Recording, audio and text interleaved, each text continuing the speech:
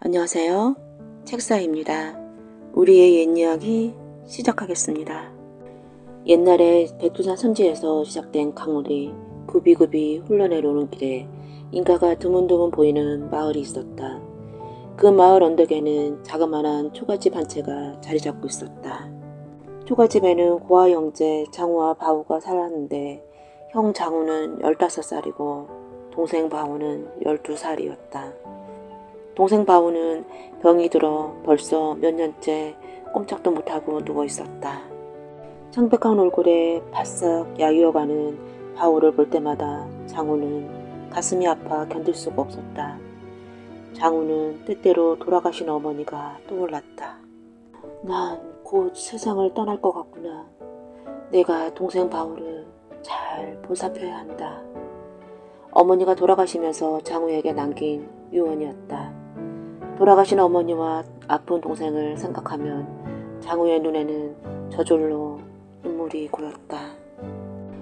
하루는 장우의 꿈속에 새하얀 치마 저고리를 입은 어머니가 나타나 장우에게 말했다.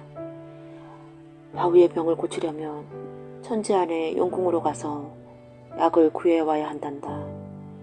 구하기만 하면 좋으련만 장우네가 너무 어려서 구해올 수 있을지가 문제로구나. 걱정 마세요. 무엇이든 구해올 수 있어요. 우리 아들 용기가 장하구나. 깨어보니 꿈이었지만 장우는 예사 꿈이 아니라는 생각이 들었다. 백두산 천지 안의 용궁에서 약을 구해야 한다고? 장우는 꿈이 너무 생생하여 직접 천지에 가보기로 마음먹었다. 다음날 장우는 이웃 아주머니에게 바우를 맡기고 곧바로 천지로 떠났다.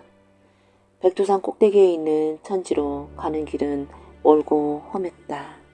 가시덤불을 지나고 강을 건너고 작은 산도 수없이 넘었다.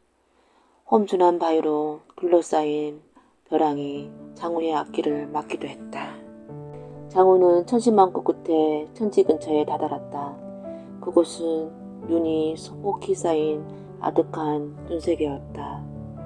용궁으로 돌아가는 문이 어디 있을까? 천지 주변을 두리번거리던 장우는 눈밭에 빨간 잉어가 뒹굴고 있는 것을 보았다. 언제부터 눈밭에 뒹굴고 있었는지 잉어는 거의 탈진해 있었다. 장우는 싱겁게 파닥거리는 잉어가 가엾게 여겨져 얼른 잉어를 천지에 놓아주었다. 물로 들어가자 잉어는 금방 기운을 차렸다. 잉어는 몇 번이나 물 위에 떠오르면서 장우를 쳐다보더니 물속으로 사라졌다. 그 순간 천지 아래로 이어진 긴 돌층계가 나타났다. 층계가 어찌나 긴지 용궁 안에까지 이어진 것 같았다. 장우는 돌층계를 디디며 아래로 내려갔다. 한참 내려가자 고기들이 주변에서 헤엄치고 있었고 저 앞에 수종으로 지은 웅장한 용궁이 보였다. 용궁 대문 앞에는 머리에 뿔난 사람들 둘이 보초를 서고 있었다. 장우가 어떻게 들어가야 할지 몰라 주춤거리고 있을 때 어디선가 여자의 목소리가 들려왔다. 돌아보니 어여쁜 아가씨가 쌩글거리며 장우를 건너다 보고 있었다. 걱정 말고 저를 따라오세요. 장우가 놀라 멍하니 서 있자 아가씨가 다시 말했다. 눈밭에 뒹굴고 있던 빨간 잉어가 바로 저였답니다. 아버지가 기다리고 계시니 어서 가세요. 아가씨가 장우의 손을 잡고 이끌자 장우는 어리둥절하며 용궁 안으로 들어갔다. 용궁에서는 아름다운 음악소리가 흘러나오고 있었고 이따금 둥둥 풋소리도 울려 퍼졌다. 용궁 안쪽 한가운데에서는 코수염과 톡수염을 늘어뜨리고 골룡포를 입은 용왕이 앉아 있었다. 장우가 당황하여 어쩔 줄 모르고 서 있자 아가씨가 앞으로 나서며 말했다. 무서워 마세요. 저분은 제 아버지세요. 장우는 깜짝 놀라 눈만 끔뻑거리고 있었다. 그렇다면 빨간 잉어였던 아가씨가 용궁의 공주라는 말인가? 아버지, 제가 물에 들어가지 못해 죽기 직전에 있었을 때 이분이 저를 구해주셨어요. 자네가 우리 공주를 구해주었다고? 참으로 고맙구나. 용왕이 환하게 웃으며 웅웅 울리는 목소리로 말했다. 이윽고 용왕은 자리에서 일어나 장우를 옆방으로 안내했다. 옆방은 화려한 연회장이 있었고 그곳에서는 갖가지 산의 진미가 가득 차려져 있었다. 자, 마음껏 들라. 용왕이 자상한 목소리로 말했다. 하지만 장우는 눈이 휘둥그레질 정도로 맛난 음식이 차려진 잔치상을 앞에 두고도 시름시름 앓고 있는 동생 생각에 음식을 입에 넣을 수가 없었다. 이에 장우의 안색을 살피던 공주가 물었다. 잘 드시지 못하는 것을 보니 무슨 근심이 있는 게로군요. 그 순간 장우가 문득 일어나 용왕에게 절을 올리며 말했다. 용왕님, 지금 제 동생 바우가 깊은 병이 들어 생사를 헤매고 있습니다.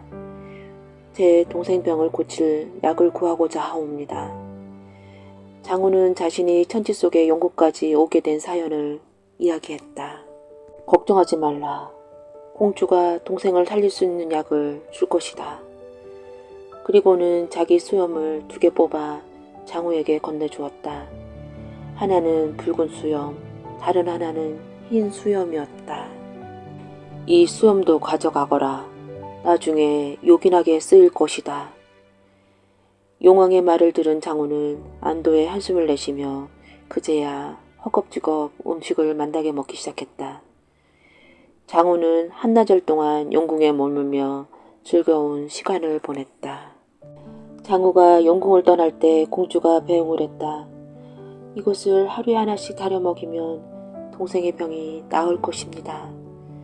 공주가 노란 버섯 3송이를 주며 말했다. 얼마 뒤 장우는 영궁을 떠나 땅으로 올라왔다. 백두산 꼭대기를 올라갈 때와 달리 백두산에서 내려오는 길은 수월했다. 강을 만나면 이내 다리가 보였고 벼랑을 만나면 곧 쉽게 내려갈 수 있는 길이 나타났다. 아마도 용왕과 공주가 도와주는 모양이었다. 집으로 돌아온 장우는 용왕에게 받은 수염을 괴짝에 넣어두고는 바로 노란 버섯을 다리기 시작했다. 첫날에 약을 다려 먹였더니 동생 바위의 얼굴이 피기가 돌았다. 이튿날에도 약을 다려 먹이니 일어나 앉았고 사흘째 되던 날에는 언제 아빠냐는 듯이 밖으로 나가 신나게 뛰어다녔다. 바위의 병이 말끔히 낫자 장우는 큰 짐을 내려놓는 듯 어깨가 가벼워졌다. 너무 기뻐 덩실거리며 춤이라도 추고 싶었다.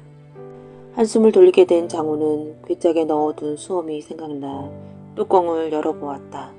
이게 뭐지? 장우의 눈이 휘둥그레졌다.